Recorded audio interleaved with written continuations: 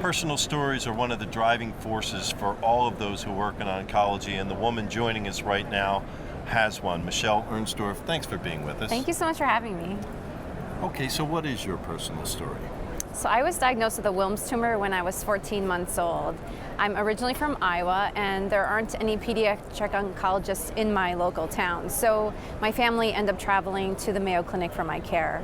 I had a nephrectomy, I had radiation therapy, and then I had chemotherapy for 18 months. So we traveled up every single month. How far was the travel? About 5.5 hours. So it really just took a toll on my family. My parents, I was their third child. My mom also found out she was pregnant right as I was diagnosed with her fourth child. So just the struggle that they went through, emotionally, physically, but definitely financially, was something that always really struck me as being a challenge of parents who have children with cancer.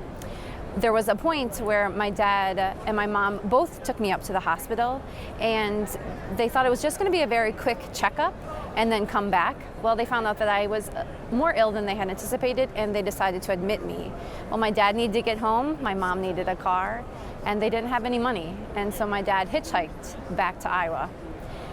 So I realized, working in the oncology field for the past 14 years, that my parents' story is not really that unique, that there's a lot of families who struggle with all the different aspects of their children having cancer, but definitely there's a huge need for the financial aspect of it. Okay, so your personal experience led you into working in oncology?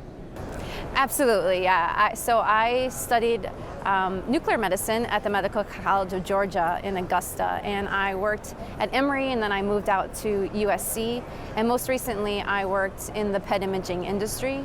I was the VP of marketing. Michelle, it seems there must have been an itch you really weren't scratching that got you to where you are today. Certainly, yes. You know, in my most previous job, I just was too many steps away from the patients.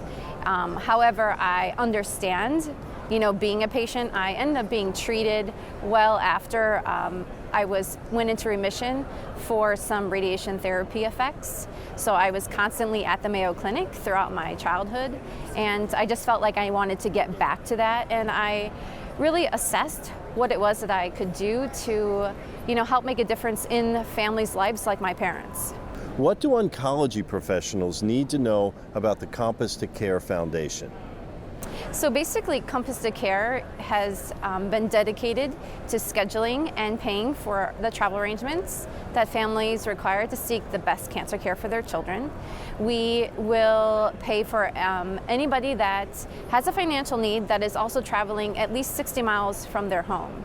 So we are the only foundation that is covering every single expense that may be incurred, whether it be they need a bus fare, airfare, paying for meals, paying for lodging, paying for taxi fees, paying for parking fees, which, even in their own can become extremely expensive for families.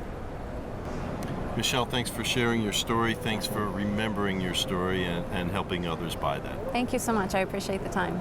Michelle Ernsdorff from the Compass to Care Foundation. You can find them online at compasstocare.org.